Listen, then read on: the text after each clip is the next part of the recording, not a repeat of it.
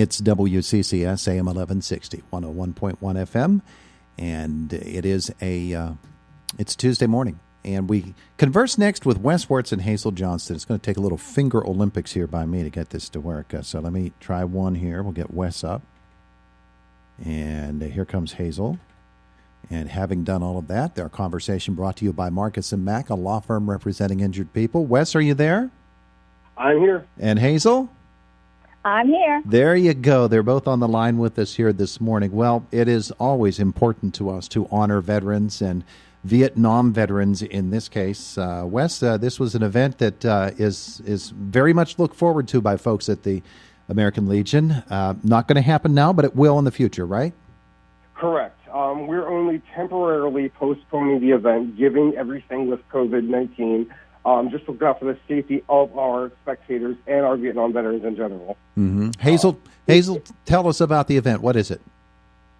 The event was scheduled for March 29th, and there was a significant reason for that, and I'd like to tell you what that is. Mm-hmm. That was the last date, March 29th, 1973, was the last day of USA soldiers getting out of Vietnam. So that was a very special date for us to try to plan our program, but now we're just postponing to a future date. And we had 22 Vietnam veteran soldiers last year and a total audience of 113 people at the Armory, which is part of the Historical and Genealogical Society of Indiana County. We're the host for this event. And it was a beautiful evening of special guests and stories being told, both good, bad, and sad, and refreshments, and it was just a really nice evening. And we hope to do it again, and the plan is to do it this year. Now, how many times have you done this? Was last year the first? Last year was our first, and we're going to plan to continue this for several years down the road. Absolutely. Well, Wes Wertz, the American Legion here in Indiana, of course, I know it's a great gathering spot for Vietnam vets and other veterans as well, and this is really a meaningful thing for them, isn't it? It truly is, and actually, as everyone knows, we have the Legion and, the North Appalachian Folk Fest. We sponsored the Wall That Healed to come last year. And the outpouring from that, plus the program last year, it just brought so many more Vietnam veterans out into the community. And, camaraderie is a big thing for me. So we decided this year we wanted to focus on the two aspects together. So we are actually displaying everything from the Wall That Healed at our program this coming year. Mm.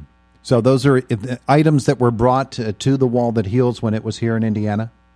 There are some items that were brought that will be on display, but the other thing that we did is we have a display of all the 41 men from Indiana County that were killed during Vietnam, and we're going to have a display as well, and then also a wreath honoring each of them as well. Oh, yeah. When that came, and either you or Hazel can answer this, when that Wall That Healed came and the Vietnam vets were able to come out, I'm sure that many of them met other veterans of the war in Vietnam who they didn't even know were veterans or even didn't even know at all, and made it into a whole community that expanded exponentially when that wall came. Exactly. That's the purpose of this program, is to give thanks, honor them, and also welcome them home, because they didn't get that recognition then, and they deserve it now more than ever. Yeah. Hazel, you talked about how meaningful this was last year to those that were there. For you, as somebody who was home here at the home front during that, it had to have great meaning for you as well. Yes. At the time, I would have been probably a high school student, and I was more concerned about high school, band, chorus, and music, and getting ready for college. But it did hit me when a boy from my school was one of our 41 killed in action. He was a little bit older than me. And that kind of hit home to me to realize, this is hitting back right to my own backyard. And that wall was a great experience. I was one of the helpers there to help people find the right location on the wall so they could go do a rubbing. And I helped do some research to get our 41 veterans. Now, what's interesting, 3 of our 41 were actually not stationed in Vietnam. They were in the Philippines.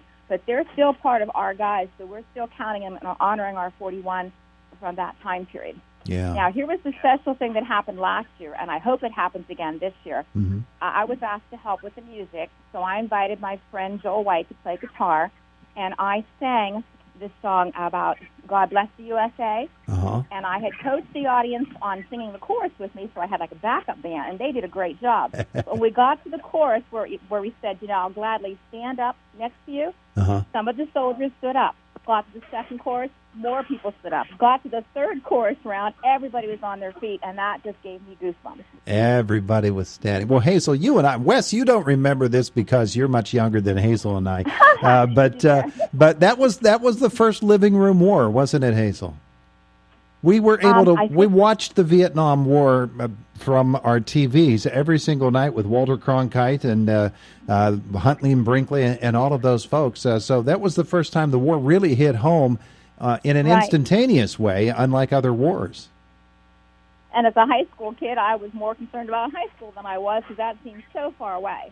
Yeah, that's true. Our parents probably did their best to keep us insulated from that, but in the end, everybody is aware of the Vietnam War. Wes, I'm sure that the stories flow freely when the American Legion is able to have its doors open and guys are able to come in, huh?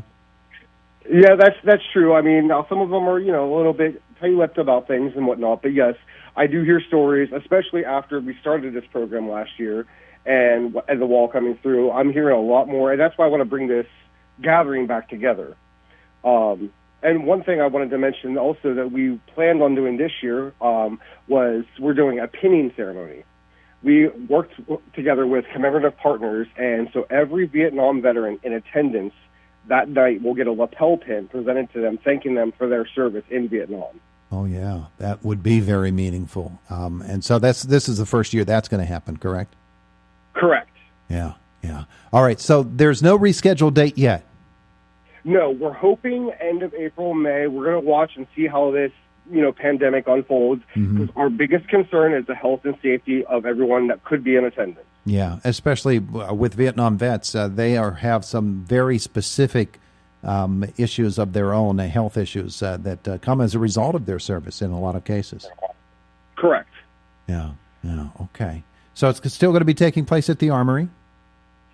Correct. We're right now. We're just watching to see how things unfold, and then look at the dates we have available and the dates within the community that are available. Mm-hmm. And where are people going to be able to learn more information about it? We certainly will have information as soon as we know it that we'll put out on the air. But I'm sure there's a resource or two that folks can go to where they can learn in real time.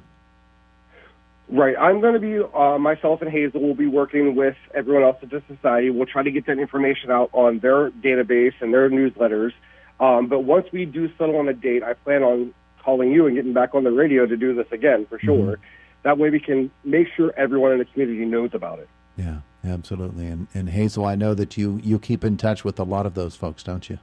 Yes, and I have a phone number that might help out, too, at the Historical Society. Now, the Historical Society is closed right now. Some of the staff would be inside, and the phone, the message machine would still take information. But we're asking our Vietnam veterans if they would call in and share some information. We would need their name, branch of service, their rank, and the dates of service. And if they would call in, even though we don't have a date for you down the road, if they would call the Historical Society, and the number is 724-463-9600, then we'd have that information on hand to help make sure we have a pin and certificate for them. Or you could also mail it to them. They're on 621 Wayne Avenue. But that's the information we need so we can have a Vietnam veteran lapel pin ready to present to them that evening, and hopefully they could make that date. And we're also trying to coordinate some other areas to park because, the museum is a large facility, but the parking is limited there.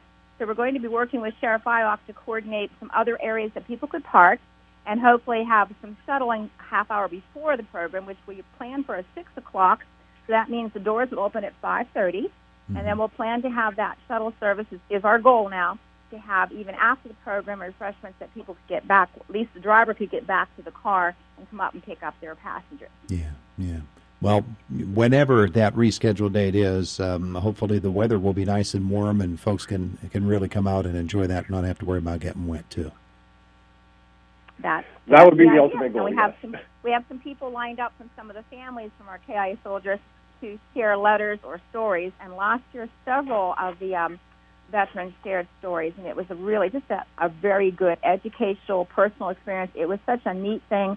I'm looking forward to it. Disappointed we couldn't do it when we planned to, but understand the situation of the world right now. But we're definitely going to have that done yet sometime this year. Yeah, very, very emotional. Wesley Wertz, the American Legion, of course, it is closed right now for regular business, but I'm sure you can't wait to get it back up and going, huh? Oh, you don't even know. I can't wait. It's been too long, too many walls. Yeah, well, one of the things about it is, you think of it as a gathering place, but what goes on when those veterans gather together and they're able to commiserate with one another, share their experiences together, and know that there's somebody out there that went through the same sorts of things that they did. It's very, very important to them, and so organizations such as yours are extremely important to our veteran community.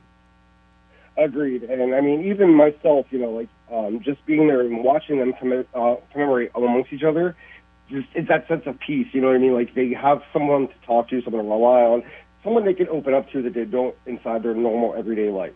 Absolutely. Wesley Wertz, Hazel Johnston, thanks both of you for being with us today. Thank you very much. All right, bye now. Bye. Bye-bye. There you go. It is the voice of Indiana County, WCCS AM 1160 and 101.1 at 1.1